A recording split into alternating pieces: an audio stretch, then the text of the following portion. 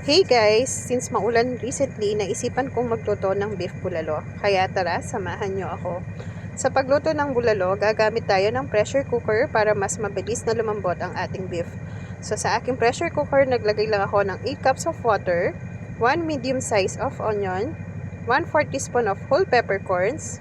So sisimmer ko yan in a few minutes hanggang medyo magbago yung color ng aking tubig at saka ako na ilalagay ang aking beef chunks. Maglalagay din ako ng half teaspoon of salt. Tatakpan at pakukuluan for about 45 minutes to 1 hour.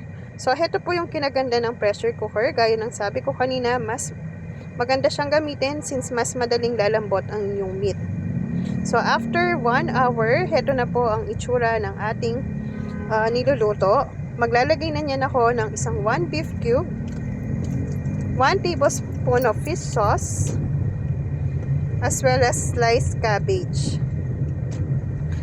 at saka handful of bok choy. Mahilig kami sa vegetables, kaya marami pong gulay yung nilagay ko.